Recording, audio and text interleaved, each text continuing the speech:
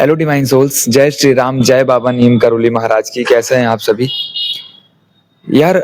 जिन लोगों के अंदर क्वेश्चन होता है, जिन लोगों के माइंड में क्वेश्चन होता है कि जो उनका डिवाइन मैस्कुलाइन है वो उनकी तरफ क्यों नहीं आता है, क्या रीजन है कि डिवाइन नहीं मिलवाते हैं जल्दी, जैसे उसके अंदर वो चीजें हो रही होती हैं।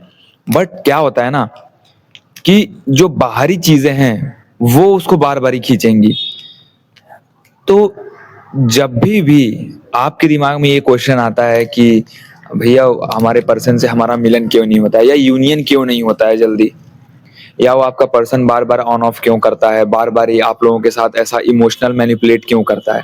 देखिए, इमोशनल मैनिपुलेशन तो एक नेगेटिव बिहेवियर है, टॉक्सिक बिहेवियर है, उसको अलाउ नहीं करना है।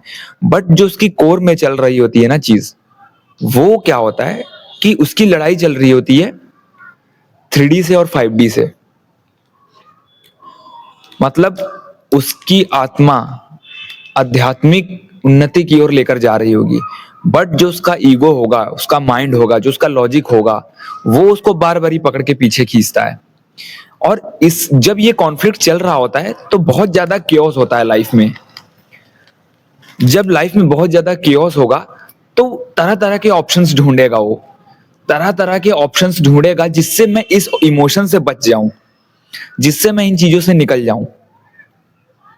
और वो उसी चीज को अपना जरिया बनाएगा जिस चीज ने उसको उस चीज में डाला है। इट मीन्स वो उसी चीज को ढूंढेगा, उसी चीज के पीछे भागेगा जिस चीज ने आज उसको यहाँ पे लाके छोड़ा है, जहां पे वो डिसीजिव मोड में नहीं है। मतलब वो डिसीजन मोड में नहीं है। वो आपके साथ रहना तो चाहता है, आपके साथ एक इमोशनल कनेक्शन फील करता है, बट उस कोर को वो डिनाई कर रहा है जिस कोर से वो इमोशनल जो कनेक्शन है वो स्ट्रांग होगा। जैसे कोर में, उसके अंदर जब अहंकार की जगह नहीं है, जब ईगो की जगह नहीं है, तब क्या होगा कि जो वो पर्सन है, वो पर्सन आपको महसूस करेगा, आपके कनेक्शन को महसूस करेगा। बट सरफेस लेवल पे उसके जीवन में और चीजें हैं। मैं नेगेटिविटी की बात नहीं कर रहा हूं, बट सरफेस लेवल पे वो किस चीज में है, सरफेस लेवल पे वो उस चीज से बचना चाह रहा है। मतलब वो जो कोर में दिख रहा है उसको ढकना चाह रहा है, क्योंकि डर है। डर है सोसाइटी का, डर है लोगों का, डर है उस खुद का, खुद की फैमिली का, जो भी उसकी पुरानी कंडीशनिंग माइंड है उसका डर है, उसके टूटने का डर है। क्योंकि उसको तोड़ने पे, जब वो आपकी कोर से, जब वो अपनी कोर को एक्सेप्ट करना शुरू करेगा, तब उसके पास चैलेंजेस ज्यादा हैं। मतलब चैलेंज बाहरी चैलेंज नहीं है उसके पास, इंटरनल चैलेंज है। इंटरनल चैलेंजेस से उसको गुजरना पड़ेगा। उसके कॉन्फ्लिक्ट्स हैं उसके पास। उसका माइंड और उसका ब्रेन, उसका ब्रेन और उसका हार्ट दोनों क्या होंगे, कंट्रोवर्शियल मोड में चले जाएंगे। कॉन्फ्लिक्ट्स ज्यादा बढ़ जाएगा, केओस बढ़ जाएगा। और उस केओस को हैंडल करने के लिए अपने कोर में रहना पड़ेगा। वही कोर से बचना चाहता है। तो जो भी लोगों का क्वेश्चन ये रहता है कि भैया हमारा पर्सन के साथ यूनियन नहीं हो रहा है, और आप इसके लिए चाहे कितने लोगों के पास आप रीडिंग करवा लो, कितना भी आप भटक लो, बट आप अगर ये सोचते हो कि मेरा यूनियन कोई करवा देगा, इट्स इम्पॉसिबल। यूनियन अपने आप होगा। यूनियन जब भी होगा तो दोनों की एनर्जीज से बैलेंस होके होगा। और जब तक बीच में हमारे कर्म होंगे, इट मीन्स दोनों पर्सन के अपने अपने कर्मा हैं, जब तक वो कर्मा डिसॉल्व नहीं होगा तब तक वो एनर्जी ब्लॉक करेगी, तब तक वो आगे नहीं बढ़ेगा। तो यहाँ पे जो फैक्टर्स हैं वो क्या इन्वॉल्व हैं? एक कर्मों का फैक्टर इन्वॉल्व है, दूसरा कि वो अपनी कोर में स्टेबल नहीं है। कोर को ढकने के लिए वो चीजों को ढूंढ रहा है। जैसे कि अगर आपके साथ तो एक उसका इमोशनल कनेक्शन बन रहा है, बट आपके पास आने में या आपसे मिलने में बहुत बाधाएं हैं, तो उसी कनेक्शन को दूसरे पर्सन में ढूंढने की कोशिश करेगा और उसके लिए वो भटकता है। और दूसरी चीज, अगर वो आपके पास आ रहा है या आपसे यूनियन होना है, तो यहाँ क्या पॉसिबिलिटीज नहीं बन पाती है कि उसके अपने कर्मा है जो उसको तोड़ने पड़ेंगे, उसको ब्रेक करना पड़ेगा। तो दो फैक्टर जो सबसे मेन फैक्टर्स हैं, इस वजह से यूनियन डिले होता है। और या तो वो पर्सन की ग्रोथ अभी नहीं हुई होती है उस लेवल पे जहां पे वो उस चीज को ब्रेक कर पाए, उस बॉन्डेज को ब्रेक कर पाए।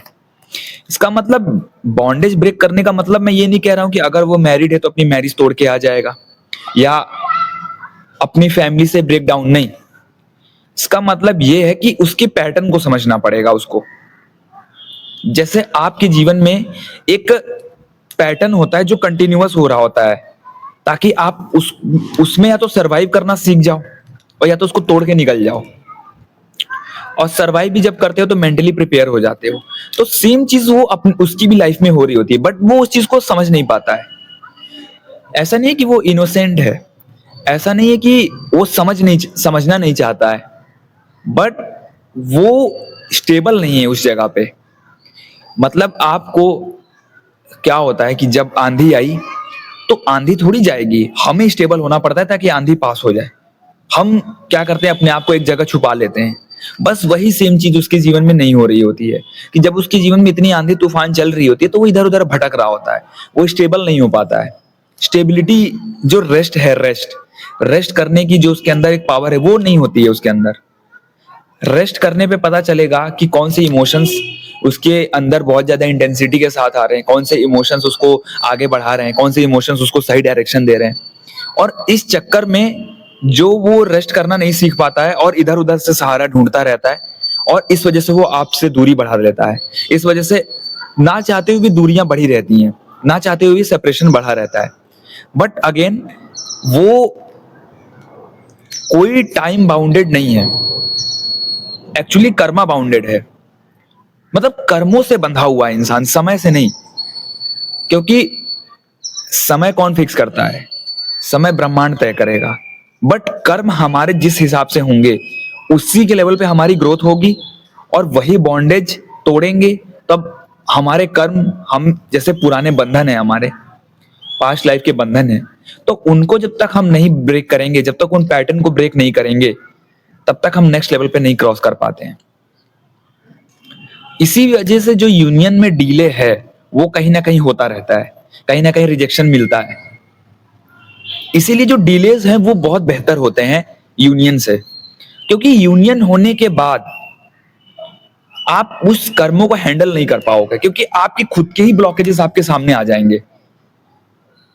और डीले में क्या होता है कि वो बॉन्डेज टूट रही होती है, धीरे धीरे धीरे धीरे धीरे चीजें टूट रही होती हैं, आपका पैटर्न टूट रहा होता है, आपका सबकॉन्शियस हील हो रहा होता है। इस वजह से आप बहुत ज्यादा परेशान मत रहिए कि यूनियन नहीं हो रहा है या कब तक होगा, या यूनियन होगा कि नहीं होगा। यूनियन का एक समय है, बट आपके कर्मा हर दिन आपको दिखा रहे हैं कि क्या है, बुरा क्या है, अच्छा क्या है। वो चीजें आपको हर दिन आपके सामने लाया जा रहा है। और जो भी लोग हैं अपनी हीलिंग करा रहे हैं या अपने बारे में पूछना चाह रहे हैं अगले एक महीने में क्या होने वाला है, इस चीज के अगेंस्ट नहीं हूं। बट मेन चीज क्या होना चाहिए आपका, कि आपका जो अल्टीमेट एक धारणा है आपके जीवन को लेके, वो किस बेस पे चल रहा है, वो किस वे में चल रहा है। क्योंकि आपका हर दिन अपने आप से मुलाकात होगी, आप हर दिन अपने आप से मिलते हो। सुबह उठते हो तो आपके सामने आप खड़े होते हो, शाम को सोने जाते हो तो आपके सामने आप खड़े होते हो। लेकिन जो दिन भर में घटनाएं हो रही हैं उससे सीख क्या मिल रही है, उससे क्या चीजें हो रही हैं। हम दिन भर में बहुत सारी चीजें नेगेटिव करते हैं, बहुत सारी चीजें पॉजिटिव करते हैं। पॉजिटिव वे में बहुत मस्त रहेगा, बहुत अच्छा लगेगा, बट नेगेटिविटी को संभालना काफी मुश्किल हो जाता है। नेगेटिविटी को संभालना बहुत जो है हमें अंदर से हिला देता है, तोड़ देता है। बट वो भी कुछ ना कुछ हमें सिखा रही है। इसीलिए बहुत ज्यादा अपने आप को इम्पेशेंट नहीं रखना है, क्योंकि ये जो मोमेंट है, जो अभी समय चल रहा है, वो हमारे कर्मों का जो है मेल मिलाप हो रहा है। हमारे जो पुराने प्रारब्ध कर्म हैं क्योंकि हम चाहे ट्विन फ्लेम जर्नी में है, चाहे कार्मिक में है, चाहे सोलमेट में है तो हम कर्मों से बाउंडेड ना। अगर हमारे जीवन में कोई पर्सन आया तो हमारे कर्मों की वजह से ही आया है, बट वो हमें अगेन कहाँ लेकर जा रहा है, जहां हमें पहुंचना है। और जैसे जैसे हमारे कर्मा ब्रेक होंगे पुराने, वैसे वैसे हमारी एनर्जी हील होगी, हमारे ब्लॉकेजेस हील होती हैं, तब हम आगे बढ़ते रहते हैं, तब हम एक एक चीजों से शॉर्ट होते जाते हैं, आगे बढ़ते हुए चलते हैं। इसीलिए जो यूनियन में डीले होता है ये सबसे बेस्ट होता है बजाय जल्दी यूनियन के, और बहुत जरूरी भी है ये चीज, क्योंकि वो आपको कोर लेवल पे सिखा रही होती है। जब तक आपके जीवन में डीले है, जब तक आपके जीवन में कोई चीज आपके हिसाब से नहीं हो रही है, तब तक वो हमें कोर में लेकर जा रही है। कोर मतलब कहाँ? जहां पे कुछ है ही नहीं, जहां पे आप अपने घर पहुंच जाओगे। जैसे हम लोग भटकते भटकते फिर अपने घर पे आ गए, तो घर पे आने के बाद हमें कहीं नहीं जाने की जरूरत पड़ती है ना। कहीं पे हम अपने मामा के वहां जाते हैं, लेकिन हम किसी शादी में जाते हैं, फिर हमें रहता है ना कि यार अपने घर पहुंचना है, अपने घर पहुंचना है। क्योंकि घर पहुंचने के बाद फिर हमारे पास कोई डेस्टिनेशन नहीं है पहुंचने के लिए, कोई जगह नहीं है, कोई रास्ता नहीं है। अब हमारा घर चाहे छप्पर का हो, चाहे पक्का मकान हो, चाहे कहीं पे भी हो, हमारा घर ही होता है ना। बस वही सेम हमारे आत्मिक लेवल पे हो रहा होता है। इसीलिए ट्विन फ्लेम जर्नी जो है ना, मतलब लोग उस जर्नी में हैं। मैं ये नहीं कहता हूं कि लोग उस जर्नी में नहीं है, बट उस डायनेमिक को समझ बहुत कम लोग पाते हैं। बहुत कम लोग हैं, जो बहुत रेयर लोग हैं जो लोग उस डायनेमिक को समझ पा रहे हैं, उस पर्सपेक्टिव को समझ पा रहे हैं और उस चीज को जी रहे हैं। क्योंकि जो ट्विन फ्लेम डायनेमिक्स है ना, वो कभी भी पॉजिटिविटी के रास्ते पे था ही नहीं। हमने क्या सोचा? हमने सोचा कि अगर हम इनसे हीलिंग ले लेंगे तो हम पॉजिटिव हो जाएंगे, इनसे टैरो रीडिंग करा लेंगे तो पॉजिटिव हो जाएंगे, इससे हम अपना कुंडली दिखवा लेंगे, अपनी एस्ट्रो रीडिंग करवा लेंगे, अपने पाम रीडिंग करवा लेंगे, अपनी न्यूमरोलॉजी करवा लेंगे तो हम पॉजिटिव हो जाएंगे। जबकि ये पॉजिटिविटी का मामला ही नहीं था। इसमें क्या था यार? तो जो ट्विन फ्लेम का डायनेमिक्स है ना, वो बहुत कम लोग समझ पा रहे हैं, इस वजह से भटक रहे हैं। देखो, हर कोई, आप कहीं पे भी गाइडेंस के लिए चले जाओ, कहीं पे भी काउंसलिंग करवा लो, कहीं पे भी टैरो रीडिंग करवा लो, बट जो आपका नेगेटिव साइड है ना, जो आपका डार्केस्ट पार्ट है, उसको फेस किए भी ना आप आगे नहीं बढ़ पाओगे।